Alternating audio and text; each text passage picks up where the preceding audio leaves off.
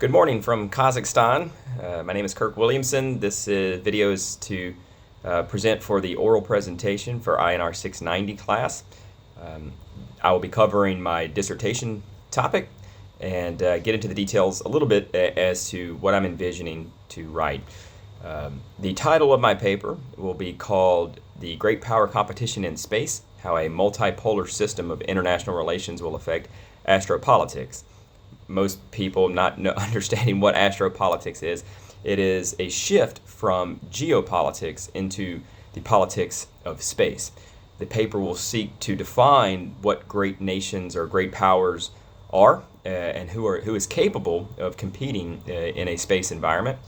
It'll utilize science-based research that involves identifying nations that have the capacity to independently launch humans into space. Currently, there are only 3 nations that have done so: the United States, the former Soviet Union / Russia, and China, with India expected to launch their first independent astronaut or endonaut in 2024, as well as the European Union, whose space launch facility in French Guiana, who could be easily tooled to launch humans into space and are currently actually seeking to do just that by 2026.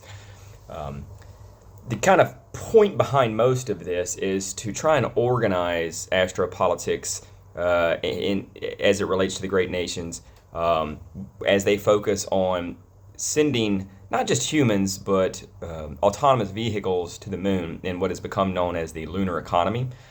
Currently, there are 19 rare earth elements that scientists believe that exist on the moon. On Earth, 80% of those rare earth elements are located within the borders of mainland China. A lot of nations who seek to obtain these rare earth elements to make anything from autonomous vehicles, the cell phone that I'm recording this video on, virtual reality headsets, 5G networks, even technology that we have yet to understand that may come available in the year 2100 or 2150, will all be built upon the back of these rare earth elements, many of which, again, exist on the moon.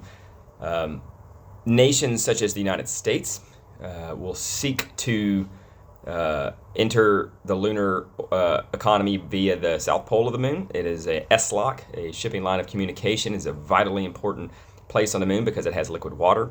Liquid water can be used to support life sustainment systems on the moon. It can support humans. It can support, water can be used to wash away solar panels that the dust and the regolith on the moon will cover. It also, water, since it's H2O, it can be separated into utilizing as oxygen for breathable apparatuses, or hydrogen as a propellant for further on launches either off the lunar surface or continuing on to Mars. Right now, the United States is scheduled to launch Artemis 3 in 2026. Artemis 3 will put a woman on the moon. China is expected to have a Chinese human on the moon by about 2032.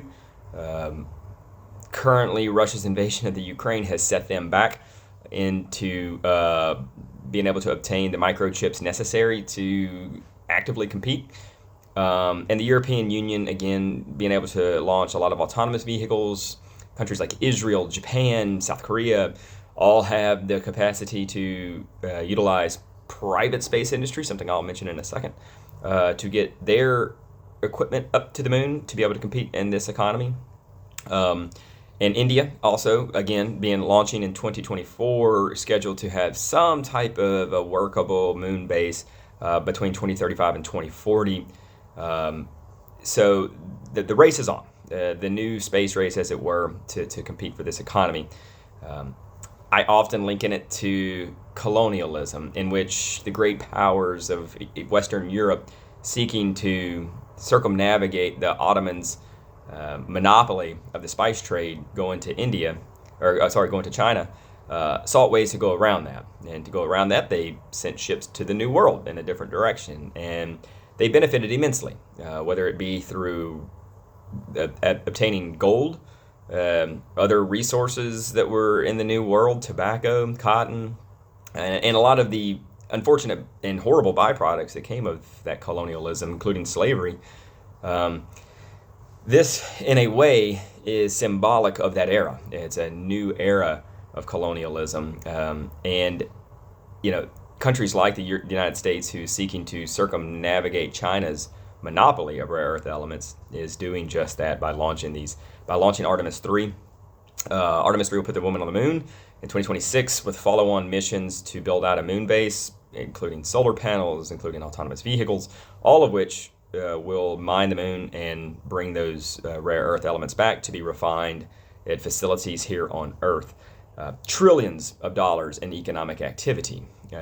Yet, as we know, when a race of this sort occurs, there's a lot of ramifications for what we know as geopolitics, and yet we'll define as astropolitics, to include conflict, to include economics, to include global health. What if we dig in the moon and some virus occurs, or into the far reaches than what I've researched into the field of astropolitics to include, and while I won't address this, if at all, in my paper, what if intelligent life speaks to Earth or vice versa? Who would talk to them? Is it the United States? Is it China? Is it Russia? Is it Germany? Or is it a collection of nations that would facilitate a message going out? All very theoretical, interesting topics, nothing of which I'll explore in this version of Astropolitics, as my paper will mainly focus on those 5 great powers that exist today. Again, the United States, the European Union, India, Russia, and China, and how they will compete in this environment, how they will position themselves politically, how they will position themselves via legally, to include to address looking at the 1967 Space Treaty, and how that is now not irrelevant, but that nation treaty is being replaced by a bilateral agreement with the United States known as the Artemis Accords. Those accords basically recognizes a nation's commercial interest on the moon if they recognize the United States' commercial interest on the moon. The United States seeking to build out 3G cell service on the moon. That cellular service will enable a GPS capacity for little autonomous vehicles. With a battery backup system, some have theorized that it could be a nuclear type battery that would exist on the moon to charge those same life support systems and autonomous vehicles and all these other things that could be utilized. But most specifically, the paper will begin to explain all of this, begin to cobble together what this is going to look like, because most people aren't even aware that this is occurring, and it's going to happen just 2 to 3 years from now. But what the question that this paper will get to the root of is what nations of those 5 great powers are most suited or best suited to compete by examining their systems of government, whether it be the Chinese socialist system that has a state-funded launch. So every rocket that's launched in China is in some way funded by the Chinese government. It is an incredibly expensive enterprise, especially in a country like China that has to also pay for its infrastructure, its social programs, healthcare, housing, education. Putting a very expensive space program on top of that budget, that Chinese economy, is a burdensome process. Whereas the United States has now shifted recently within the last 10 years to privatization.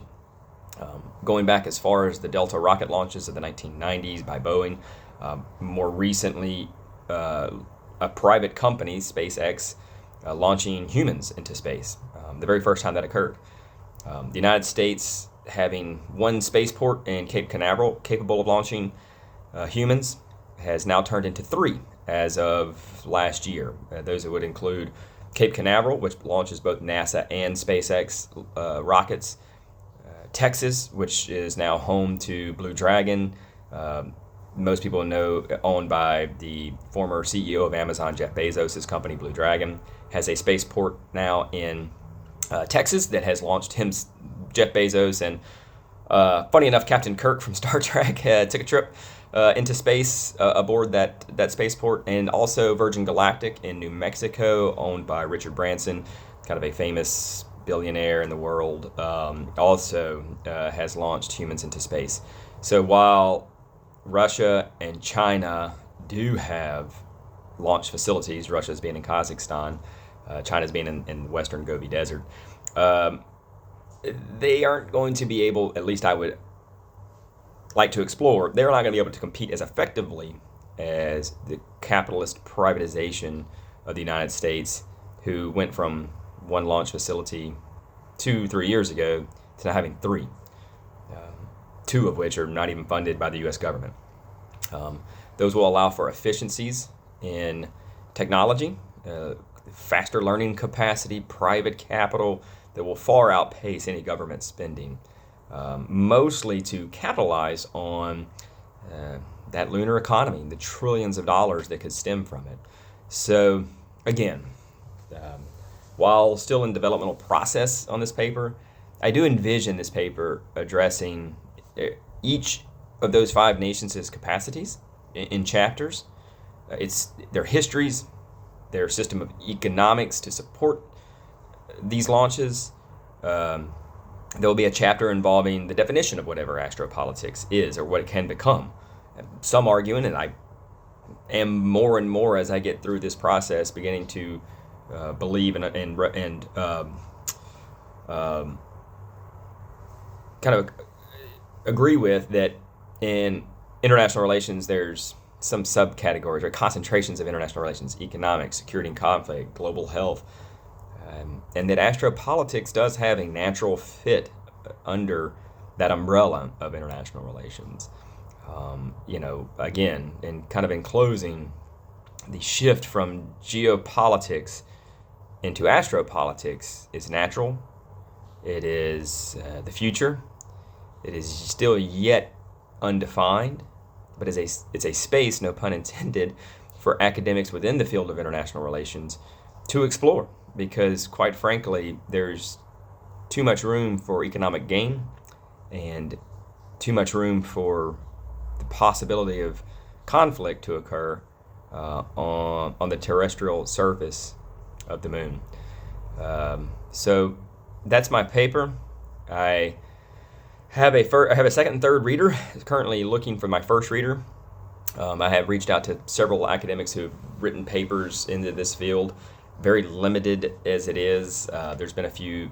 The University of Alabama has produced a few PhDs from this field. So I'm actively exploring that. While that seems like a big mess in my mind, I have already started the research on it, and it is just fascinating field that I know is going to excite me, it'll propel me, and ultimately allow me to finish this dissertation. So I hope this is received well, and thank you for your time, and I appreciate this class. I've been enjoying every minute of it. So thank you.